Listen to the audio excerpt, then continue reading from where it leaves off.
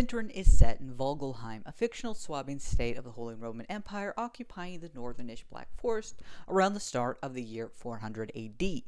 This is about 50 years after the Black Death, less than 10 years before Joan of Arc is born, 40 years before Gutenberg's printing press, and about 80 years before the publication of the Malleus Maleficarum.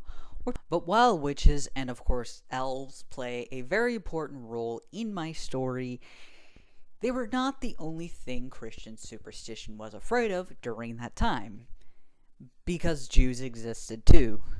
Thus, as an author writing about this time period, this ultimately brings up a few questions. I personally want them to be likable. I don't want to create a story to further spread toxic propaganda.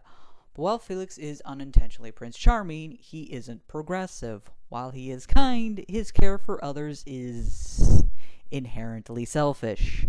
And I'm personally not fond of snubbing historical realism to create happy feel-goods. This is existential horror. You want sanitized history? Go watch Disney's Pocahontas. So let's start our research off with Jews were accused of poisoning the wells. Host desecration and blood libel. If one Jewish person was accused of the thing is, while the general population did fear them, nobles were a little more open-minded because Jews were actually pretty great for the economy. A common occupation for Jews throughout the Middle Ages was a moneylender. An oversimplification as to why is because Jews were banned from being members of guilds. There were no other occupations they could have possibly have. They were forced into this position. But that isn't quite true. For one, Jewish guilds did exist, though they wouldn't have been guilds as much as a collection of schools of craftsmen. How common depends on the region, but they were there and they had very stellar reputations.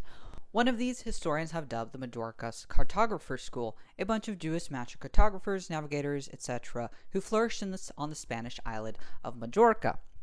In fact, it was a Jewish father and son from this island who were commissioned in 1375 to make the Catalan Atlas. This map is one of the most, if not the most important map during the Middle Ages, as it is a map depicting the entire known world known to Europeans at the time in detail, everything from Spain all the way to the other side to China. But back to the whole Jews being banks things. Why were they barred from guilds but trusted with handling money? Because Christians and Jews have the same cultural belief origin, which share this one rule. If you loan money to a neighbor, you cannot charge them interest. Christian law specifically interpreted at a ban on all usury. But yes, these laws were often ignored and twisted into, you can't charge Christians interest, but Jews are perfectly fine, blah blah blah, money. Jewish law, in contrast, no twisting necessary, only forbid usury of other Jews. Usury of Gentiles was perfectly acceptable. Jews even had a long history of being money lenders in Muslim territories too. And the thing is, people need money. A farmer to get through the next harvest, a craftsman on a new venture, a merchant needing investment in hopes of maximizing profit, a nobleman on a military campaign. Thus, this Jew-Gentile cross-lending loophole was what ended up happening. Nobles would lend Jews money, heavily tax them for existing, or otherwise both. Jews would then lend out this money or their own back to Christians. Even the church itself would participate on both sides of the aisle. However, this put Jews in the dangerous position of a middleman. Some peasants found it very difficult to pay back debt, or sometimes they just wouldn't want to, like they're Jews. Thus, in a lot of pockets throughout Europe, as peasants grew poorer and economy resentment bubbled, Jews were seen as greedy thieves, metaphorically bleeding good, hardworking Christians. Killing or expelling Jews and taking their property was a way of regaining capital and erasing debt. And Jews, in turn, if they could not pay back nobles' loans or could not afford the taxes, it could cost them their very lives that way too. Jews were not citizens. They did not have any civil liberties. A nobleman had no obligation to protect them and was free to kill anyone with cause. For the Jews of Württemberg, I don't know about money lending economy here, but Jews were heavily taxed to fund military spending and territory expansion. Many Jews fell into poverty. Then the expulsion wave began throughout the cities in Württemberg too. However, that doesn't really occur until after my story ends. So, as I said at the start of this video, Felix is a prince, pretty high up there on the class system as well as the general patriarchy. He would also be really educated in law, economics, history, and the political shenanigans of his time. So his opinion of Jews is going to be more informed and positive and less superstitious than his subjects. He is, per nature, wary about rumors and mob mentality. He isn't of mind to collectively blame anyone. But that's it. There are laws targeting Jews in the surrounding territories that would apply in Vogelheim as well. One, Jews throughout Europe were required to wear identifying clothes. In Western Europe, they wore usually like round patches like a wheel. In Eastern Europe, where we are, they wore pointed hats. And two, there is something known as the Oath More Judaico, or Jewish oath.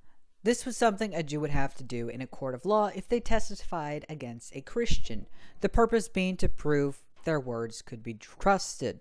This oath varied by region, but in Swabia-ish area, a Jew would have to stand either on the skin of a sow or a lamb and swear their oath with their hand on the Torah. Two things about Jews that help to put them in a more favorable light in Felix's eyes, however. One is ironically the fact that Jews wear identifying clothing. Felix is face blind, and when you're face blind, you tend to develop a familiarity bias and gravitate toward people who are visually different, because these are the people you can actually recognize. And two, Felix absolutely loves maps. He is very aware of the Majorca cartographers as well as the Catalan Atlas, and this is what he tends to de facto associate Jewish people with. So, is Felix anti-Semitic? I leave that for my Jewish readers to decide fully. In my mind, he isn't any more anti-Semitic than the average white person is racist. But he is apathetic, which is a completely different problem. If you say Jews caused the Black Plague, he'll disagree.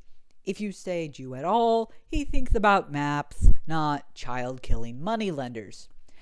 However, he's not going to go out of his way to change anti-Semitic laws or help Jews he doesn't personally know. And while I can say his apathy does apply to everyone, again, his interest in others is selfishly motivated.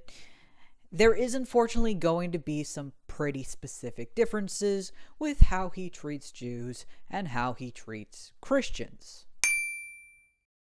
So that is all I have for today. Thank you so much for watching, and I hope you learned something you can explain to the FBI when they ask why you clicked on this video. If you want to see more of my internet search history, click like and subscribe. Say hello to Beaker in the comments below. Otherwise, until next time, stay uncomfortable.